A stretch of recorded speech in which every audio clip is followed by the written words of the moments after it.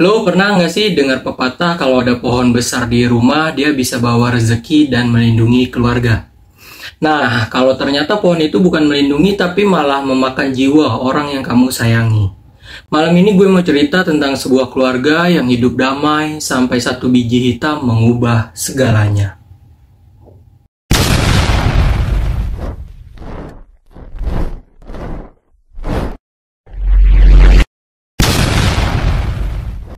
Jadi gini, ada satu keluarga kecil yang awalnya tuh hidupnya benar-benar damai.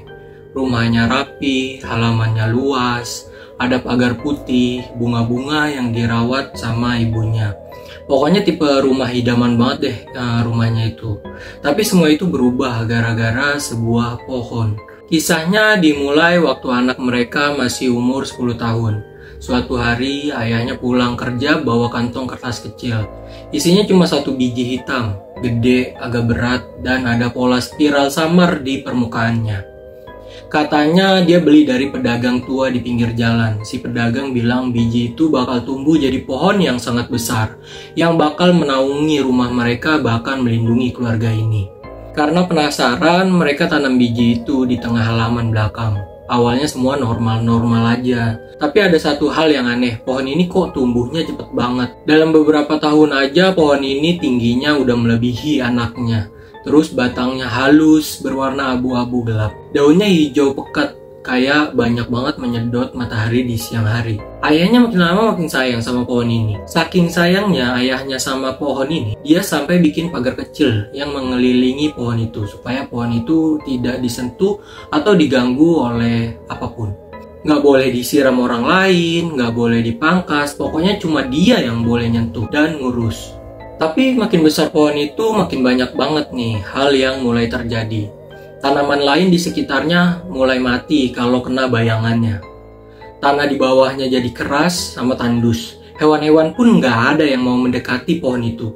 Bahkan anjing keluarga itu selalu menolak masuk ke halaman belakang. Dan dari situlah ayahnya mulai berubah total. Dia jadi betah duduk di bawah pohon dari pagi sampai malam. Ngomong sendiri, seolah lagi ngobrol sama sesuatu yang ada di sana. Saking sayangnya sama pohon itu, ayahnya tuh bela-belain keluar pekerjaannya demi menemani dan mengurus pohon itu. Ibu dan anaknya khawatir banget. Ayahnya makin kurus, pucat, dan matanya punya tatapan kosong.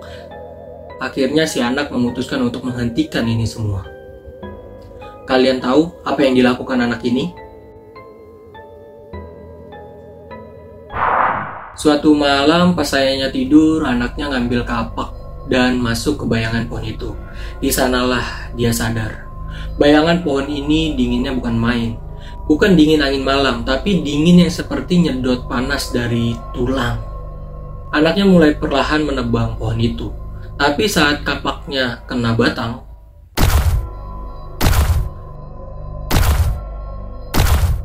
ada suara bisikan yang nyuruh dia berhenti. Namun diabaikan, seperti mengenai air. Dan dari luka batangnya itu keluar cairan hitam pekat. Dan cairan hitam pekat itu berbau darah. Dia terus menebang sampai pohonnya tumbang. Dan waktu dia sorot batangnya pakai senter, di tengah-tengah serabut, daging, dan urat-urat itu, ada sesuatu yang bikin darahnya beku. Ada tubuh manusia. Atau setidaknya torso manusia yang menyatu dengan pohon itu. Ayahnya muncul di belakang, tatapannya penuh kesedihan yang gak bisa dijelasin. Dia cuma bilang satu hal ketika melihat pohonnya ditebang oleh anaknya. Bakar semuanya. Mereka berdua bakar pohon itu sampai jadi abu. Malam itu, si anak yakin dia udah nyelamatin ayahnya. Tapi ternyata yang pulang bukan lagi sosok ayah yang dulu.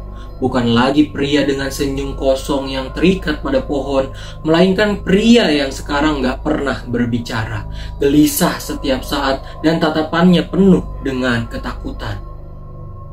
Pohon itu udah hilang, tapi seperti bagian dari ayahnya pun ikut hilang bersama pohon itu. Dan sampai sekarang keluarga itu cuma ditemani satu hal, keheningan yang makin hari makin terasa. Jadi menurut kalian apa sebenarnya pohon itu? Dan kalau kalian ada di posisi mereka, apa kalian akan menebangnya juga? Seperti yang dilakukan oleh anak itu, tulis pendapat kalian di kolom komentar di bawah ini. Karena cerita ini belum tentu benar-benar berakhir. Jangan lupa like, komen, dan subscribe, dan nyalain lonceng notifikasinya supaya kalian tidak ketinggalan video-video dan cerita horor mistis lainnya. Gua Dua Setia undur diri, sampai jumpa.